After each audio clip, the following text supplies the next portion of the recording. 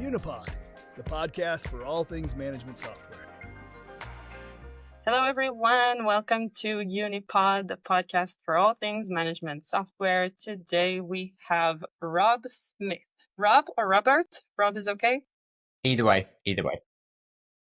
Oh, cool. CCO of Slick, right? That's the one. Amazing. If you can, I'll give you the stage right away and tell us a little bit more about yourself and how you landed in the management software world. Sure. So yeah, obviously I'm Rob. I'm one of the co-founders at Slick. My background is very much is not tech. Neither myself or my co-founder are techie at all. My background very much is in sort of commercial marketing and in hair and beauty, and we are a hair and beauty specific vertical software. And so I spent a good few years at L'Oreal. And working in both kind of commercial marketing, brand marketing, trade marketing, commercial roles over in the UK. And yeah, loved it. I mean, it's obviously great grounding for marketeers to understand and build your kind of career in the marketing arena. But the sort of the salon industry it's a funny one in that it's in some ways it's very avant-garde, very trend focused, but in some ways it's very slow to change. And I guess when I was there, one of the big things that I noticed was the lack of digitalization, which as a marketer was incredibly frustrating because you're trying to drive traffic to these customers, and both in terms of coloring, cutting, but also retail products. And ultimately, it's very hard to convert it because you've got no tracking in place. There's no online booking. They don't have their own CRM systems. And so in fact, it was a very sort of frustrating experience compared to the guys that work in the consumer landscape where it's very easy to convert people on Amazon and your big retailers, your chemists, whatever. And so actually I ended up leaving L'Oreal and went to Philips and did more more brand marketing there before I actually got dragged back into the hair and beauty space and met my co-founder, Steph,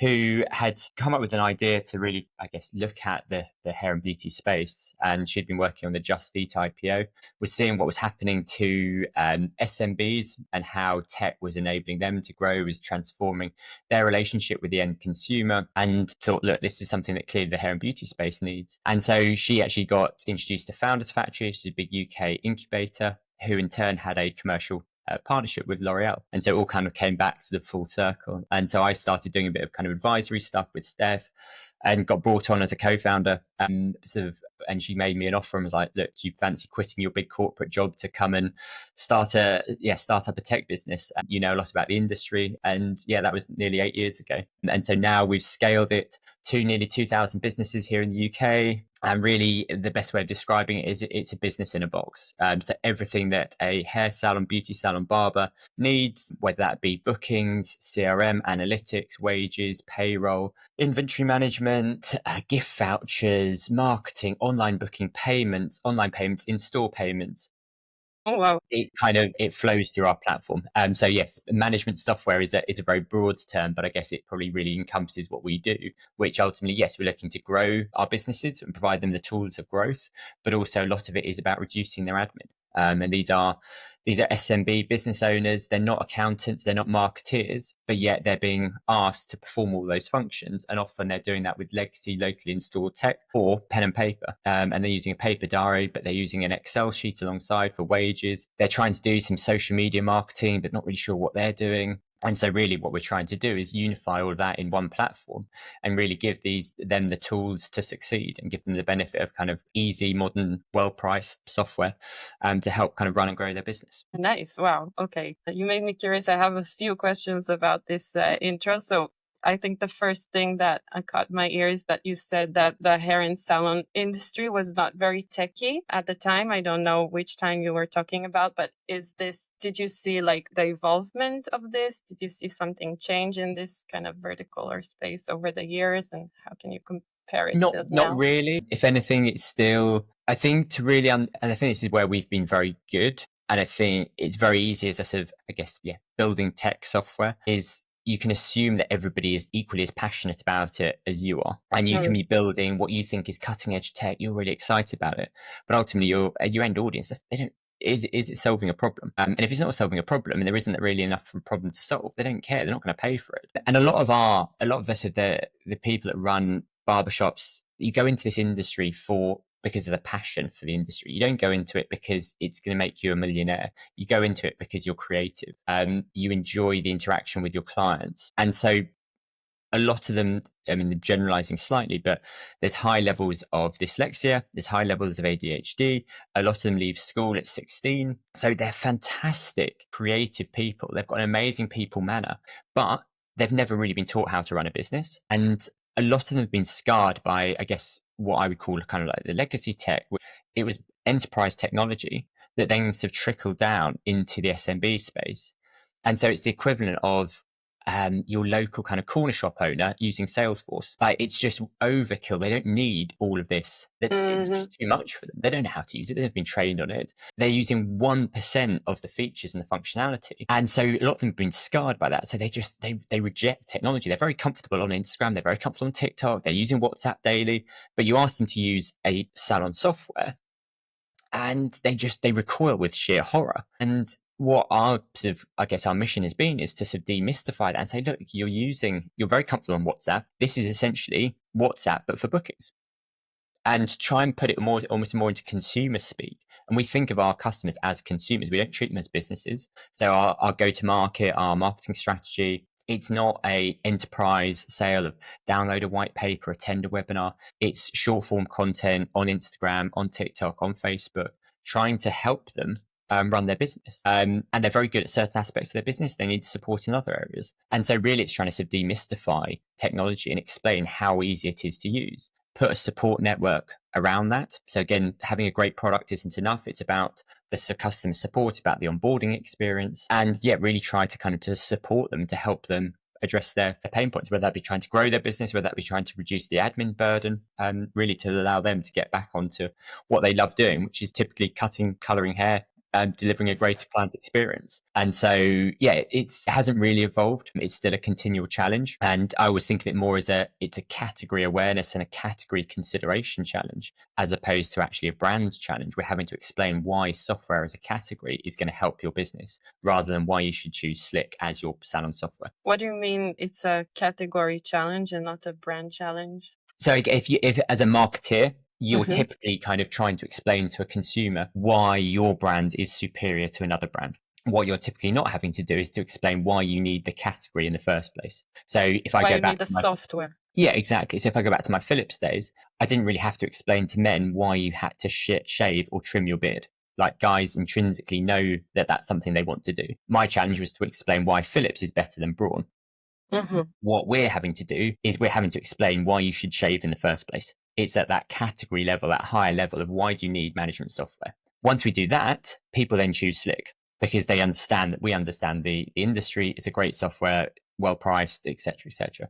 We're typically not having to do the whole kind of brand versus brand piece. A lot of it is explaining why software is so important in 2025, which is probably quite unique in a lot of kind of softwares.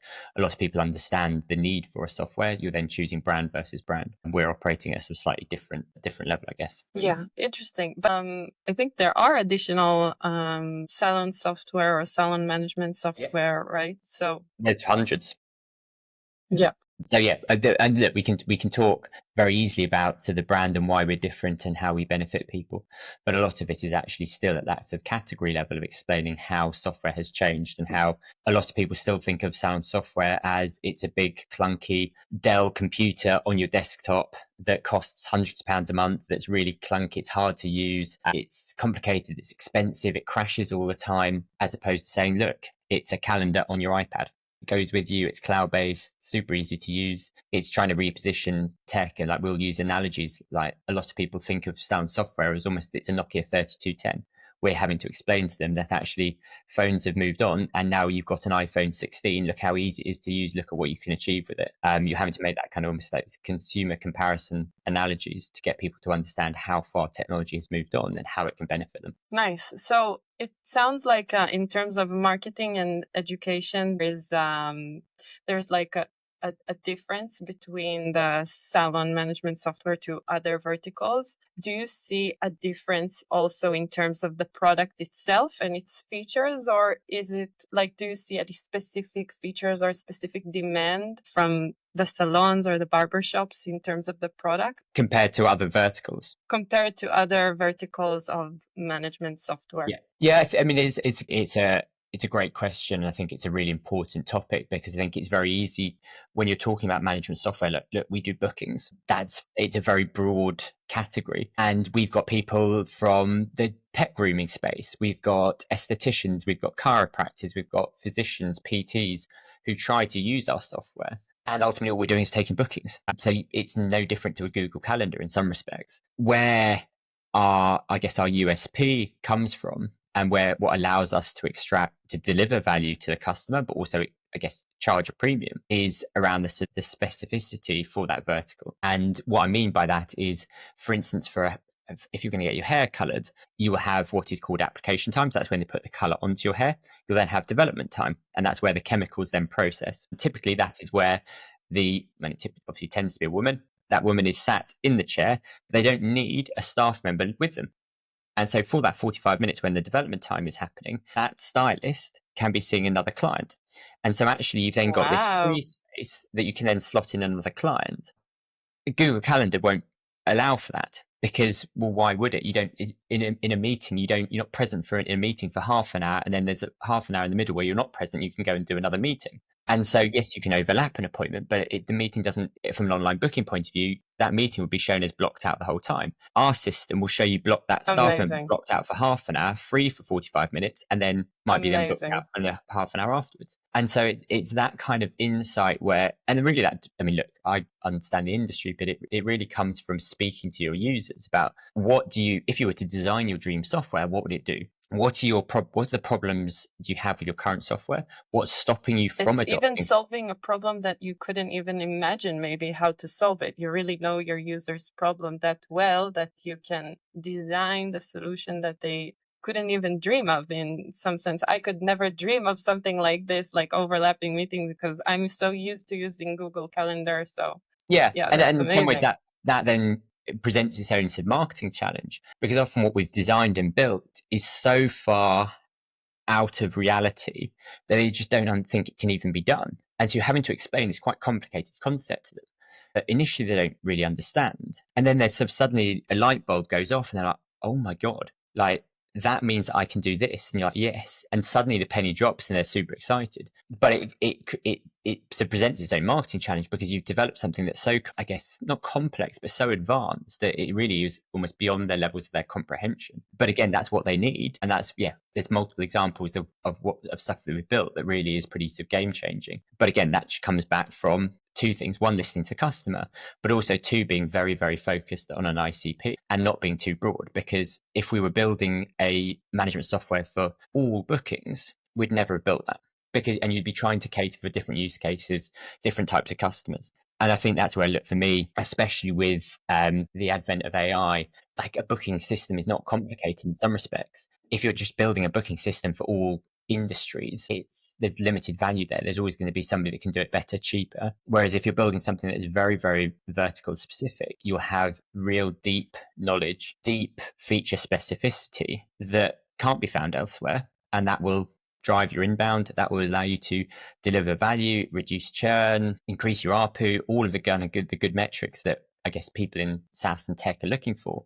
But ultimately, I think that comes from being very kind of vertical specific. Super interesting, really, because thinking about all this community around management software, I find that every vertical is so unique and has so many different demands and different features and different requests and different needs and different use cases that sometimes I even think, does it make sense to have one podcast for all things management software? I mean, it sounds like it's something similar. You think of booking and payments for SMBs, but really every vertical, I'm so surprised always hearing so many sub features that specific verticals, and it's not even only, and you're talking about specifically hair shops or barber shops, right? Because salon is even, I could even think of nails and other kinds of things. So I guess we really work with hair and beauty, barbers, a bit of beauty and nails. Those are the four kind of categories we work with.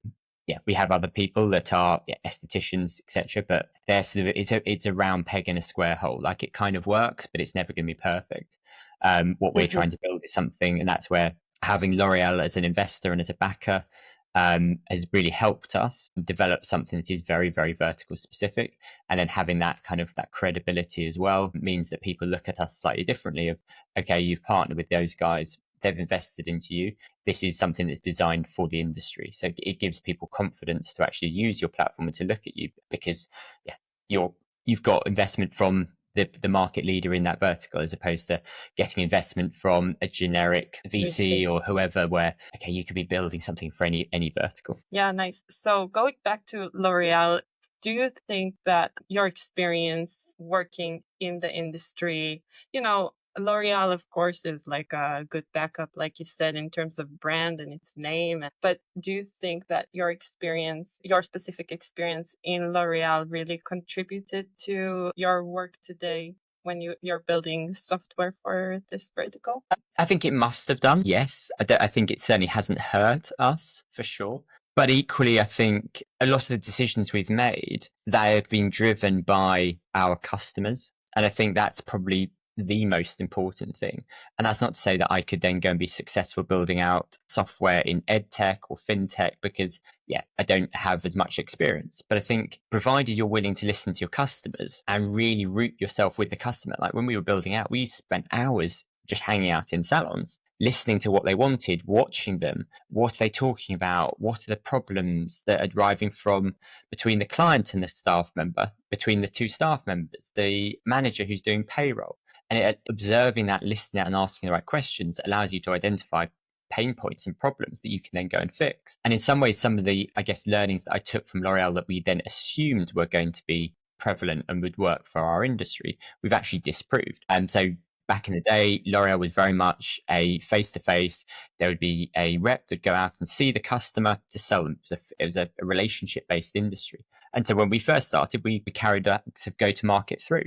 But we realized very quickly that actually the unit economics in terms of our LTV CAC, that just didn't work. We couldn't make that work. So we had to switch and had to challenge that to a much more digital acquisition model. So still with people, and this is where I guess COVID was in some ways a benefit to us. It was a very challenging time for in other ways, but it meant that more people were more comfortable on Zoom. So suddenly we could do our demos, we could do our training sessions on Zoom. We were challenging the industry norm.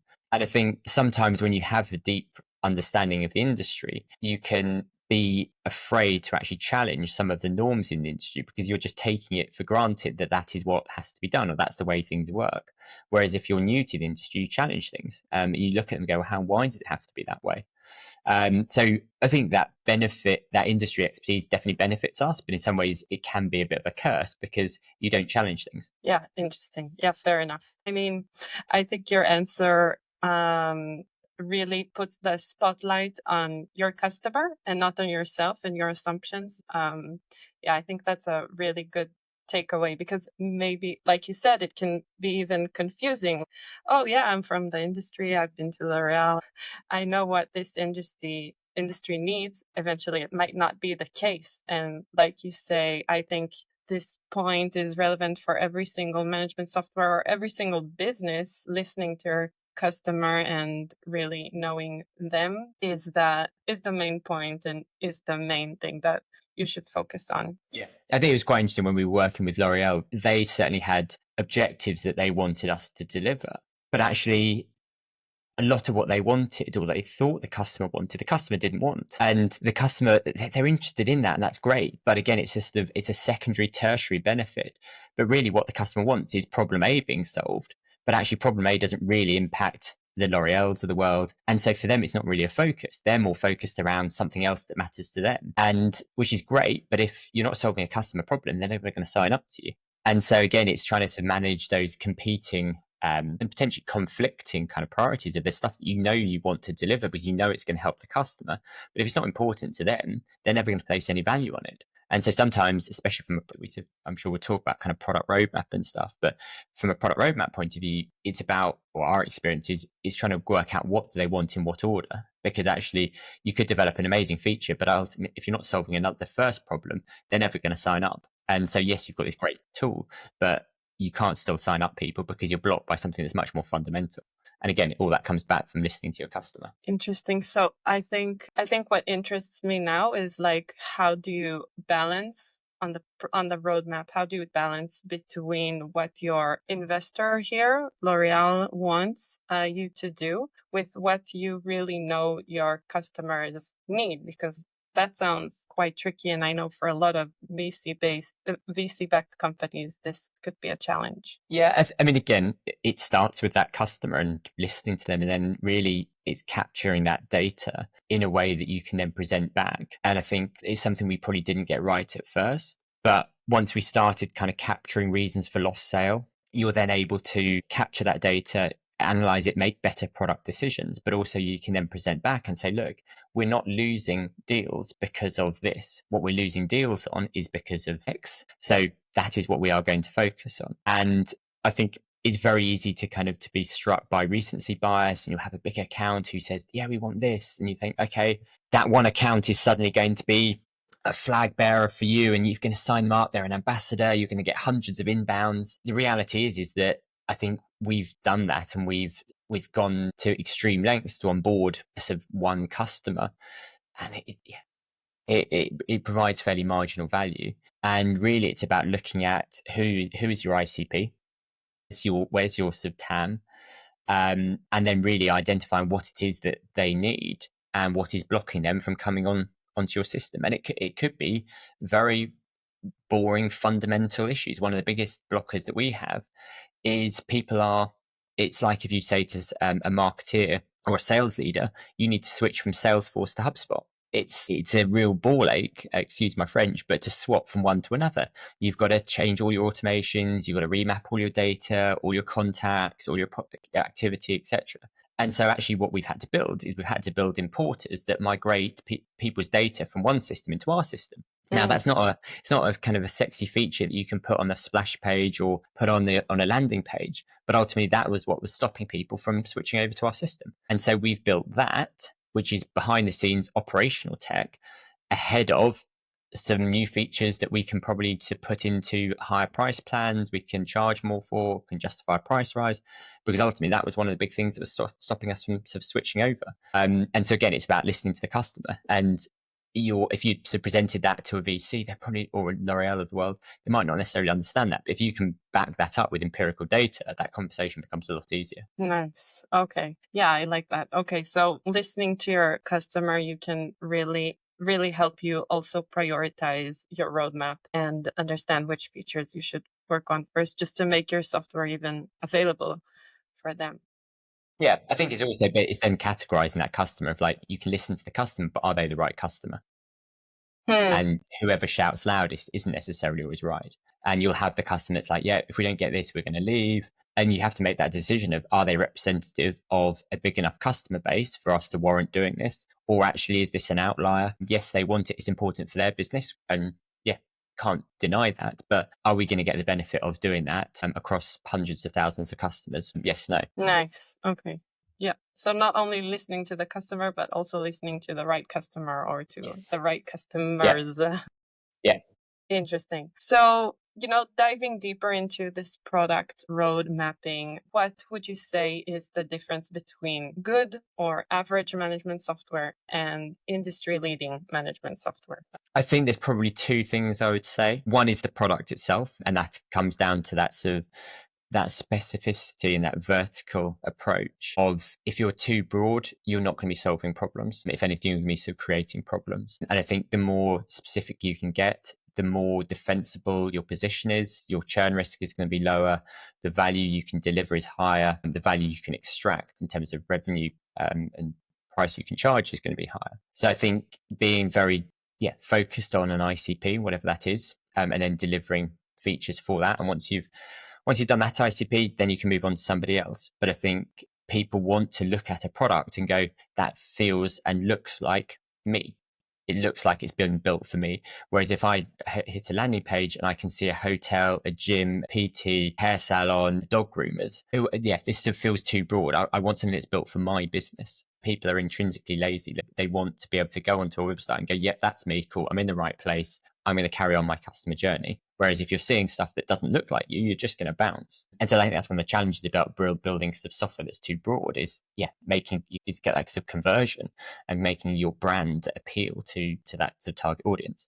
And I think the second thing that I'm personally a big believer on, and I'm sure there'll be people out there that disagree, is you can have a great product, but if people are not using that product and can't use that product, then the product's redundant. And what really helps to grease those wheels is a really good customer support team and a really good customer success team.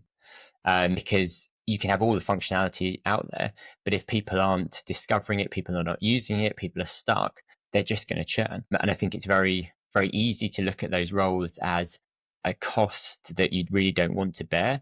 And that we'll cut that cost, we'll put it into marketing, we'll put it into more sales heads, whatever, engineers. But I think for us, knowing our audience, they're not going to self-discover. So we can build all this functionality, but we need a support team, and that we use AI as well. So it's not just human support, but we have a whole support network to engage our customers, get them to use more of the functionality, answer those questions. That in turn drives average revenue, that reduces churn. And for me, there's a lot of management softwares that I see that look at support as a bit of a dirty word, and it's a cost that we don't need. Whereas we look at it in a very different way of, this is a cost that we want because we know that it's going to deliver real value for our customers and therefore for us. This, how do you see the support is something that doesn't get enough attention from other software? I think it's just listening to a lot of listening to a lot of prospects, a lot of people that come over.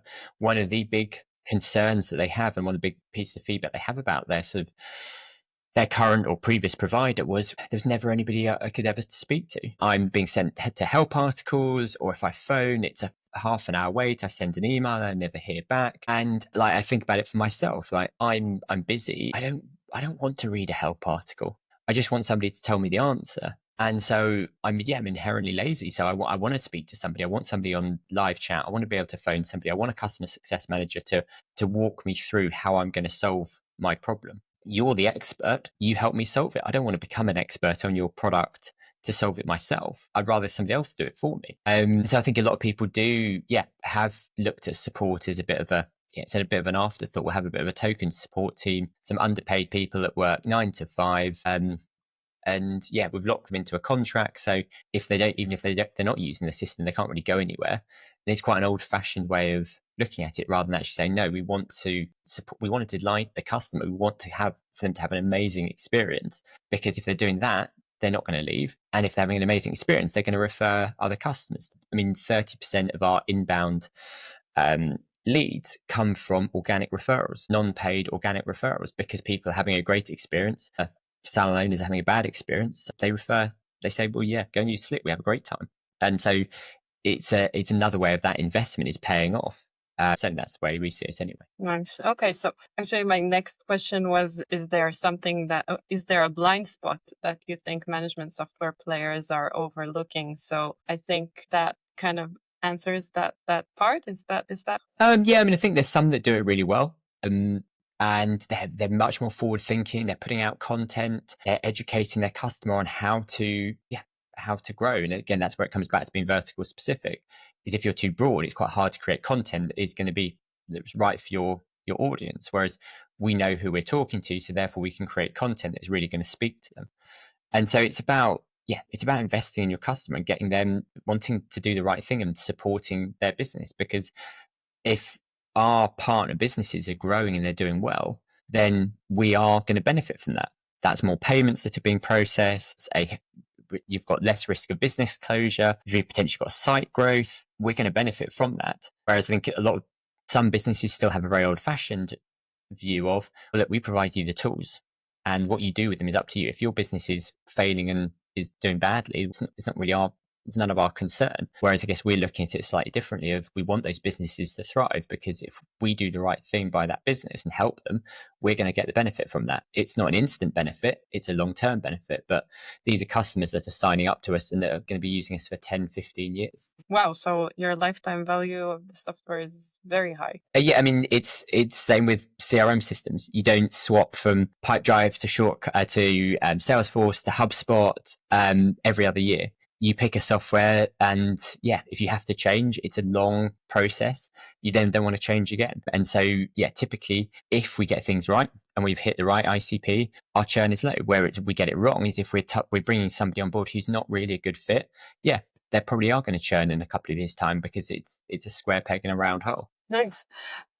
So in terms of product road mapping, again, is there a feature that you can think of that you decided at some point to kill or to or you thought it's the right call not to continue developing? Yes. So we very early on we were approached by I guess an integrated kind of telephone provider who wanted our system to talk to their phone line. And so you could literally be from the system, you could click on a client's contact number, and that would just open up the phone system, would call through. All of their data around missed calls, etc., would be imported into our dashboards. So you'd have a real kind of a one-stop shop for both platforms. Whereas at the moment, those customers having to use a software and then this massive telephone management system. And it sounds wonderful. Yeah, The it does. reality is that a small proportion of the enterprise market want it. They're prepared to pay for it.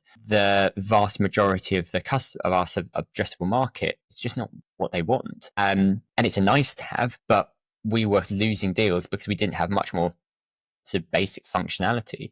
And so we got sort of sidetracked by this pipe dream and this the panacea of a unified platform. But it was too small a market, and we still had huge feature gaps. And so, after a couple of probably 4 weeks, we kind of belatedly realized that. And so, cancelled it, said, look, it's not something we do. We will revisit it when the time's right and the market is bigger. But at the moment, it's not a big enough market for us to warrant investing in it. And that, for me, that was a great lesson. I look back at that, I'm like, that was just so, in hindsight, it was so stupid. Yeah, hindsight's a wonderful thing. Yeah, but I think it's an important lesson. There's always something that you start, and the important thing is to realize it as early as possible and not be afraid to roll back and rethink the strategy. So I think that's a great lesson, actually, especially when you say it's like something that happened early on in your journey. Okay, so next question. How do you see payments affecting management software stickiness? And is it something every management software must have, or is it just a nice to have? I don't think it's a must have. And the reason I say that is because I think it really depends on who your target market is. I can think of other kind of management softwares that might be for more sort of enterprise clients where they'd like it, but it probably is, they're quite happy to do it in a different way. I think for your SMB and your sort of mid-market, I think it makes total sense because you're unifying that whole kind of platform, that reconciliation of payments, much easier. Tip processing for staff, again, much easier. So for us, it's a bit of a no-brainer, both in terms of the SMB, typically, they don't want to deal with 20 different suppliers. If you can be the supplier for their market, their management system, their payment system, their tipping provider, it's suddenly, rather than having 3 suppliers, you're 1 supplier. That makes their lives easier. Again, you're much stickier, reduced churn, allows you to deliver value. And then obviously from our point of view, it's a revenue opportunity in itself. And so payments will never be the majority of our kind of our business. We will always be a SaaS and embedded payments with a kind of a healthy mix of both. But I think payments obviously opens up a lot of different opportunities. Capital lending, something we're starting to explore. Issuing, there's so many different routes you can then start to go down with payments. We've already we do online, in store, we do tipping, so we're already sort of ticking 3 kind of verticals. But the value you can deliver is huge. So for us, it's a definite no-brainer. You look at the likes of Toast, who are it's a front and center of what they do. We're sort of no different, but I think other management softwares might take a different approach. Again, it all comes back to understanding your customer.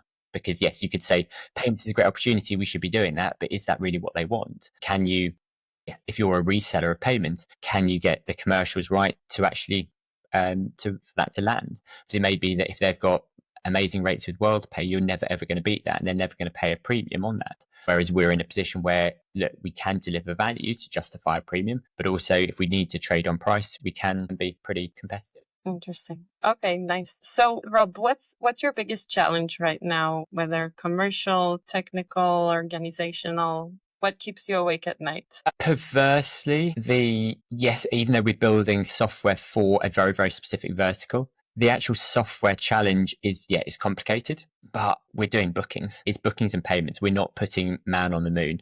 We're not solving cancer. So the technical challenges are, it's all very doable. The hardest part about what we do is sales and go to market. 50% of salons still use pen and paper, and it's an industry that doesn't change easily.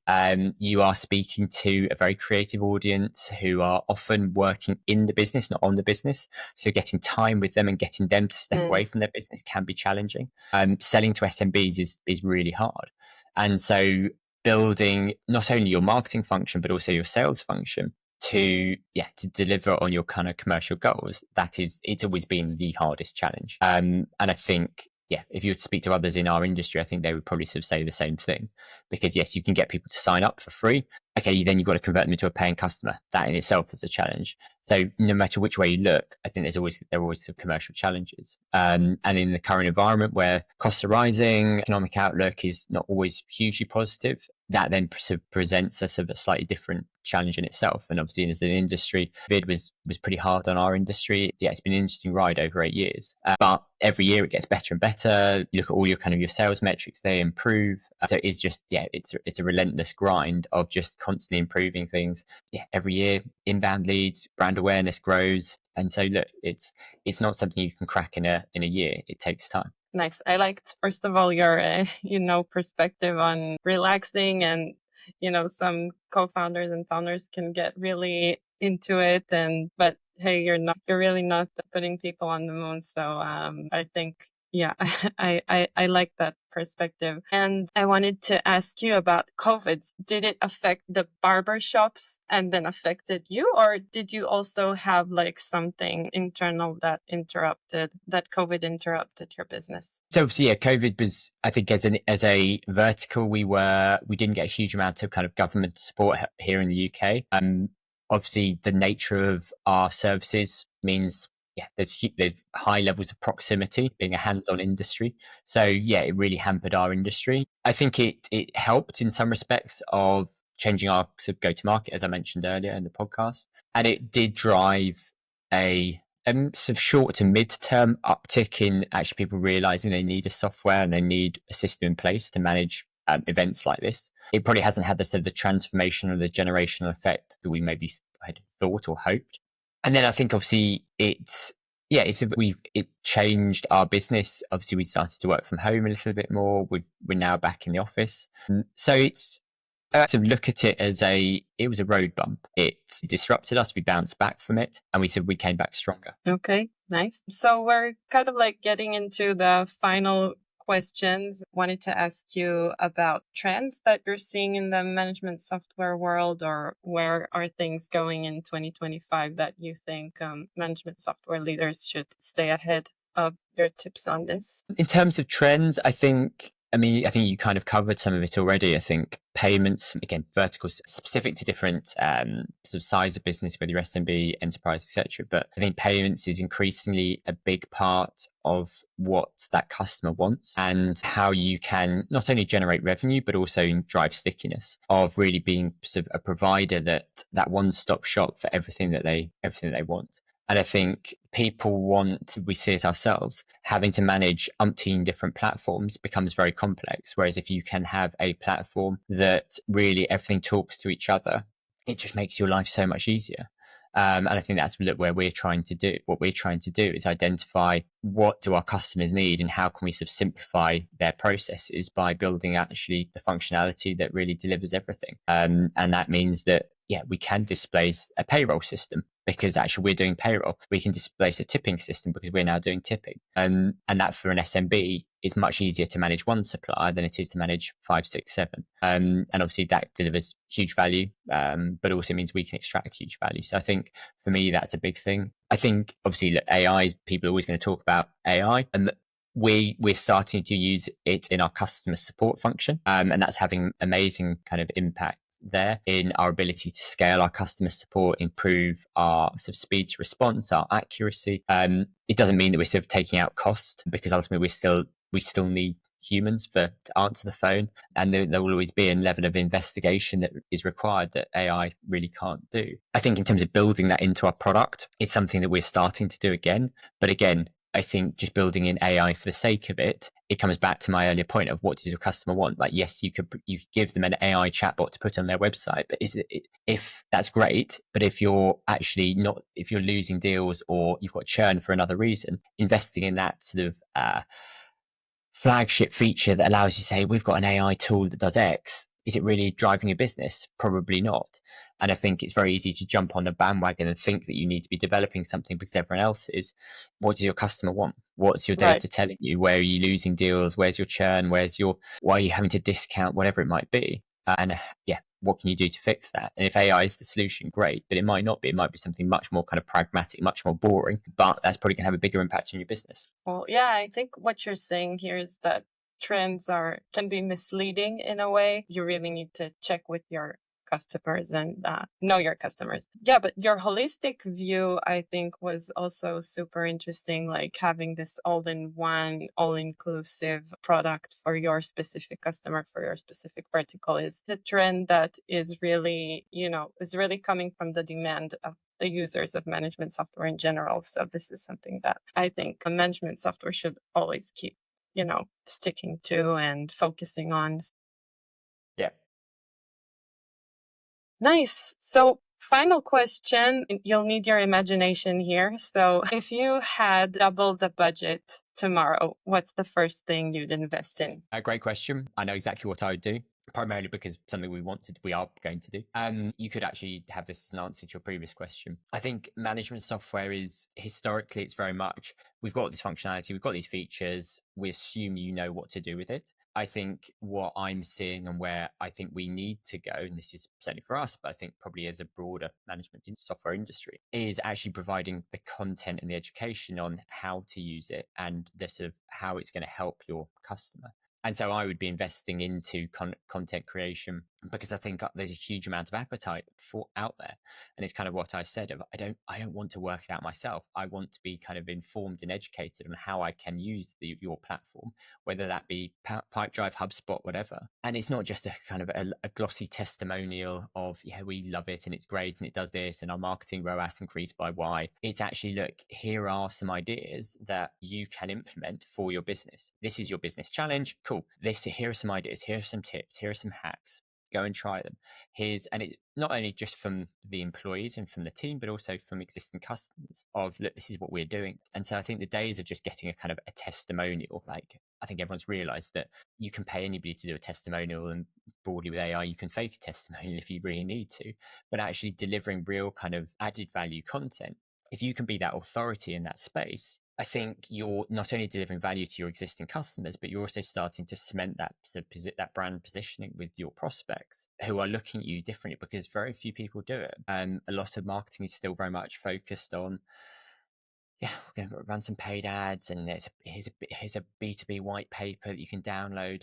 But I think ultimately trying to take what you're seeing in D2C and e-com and bringing that into management software, because ultimately we're humans at the end of the day. And there's the software buyer is consuming short form content on Instagram, TikTok, wherever in their personal lives. Why are we treating them differently in their business life?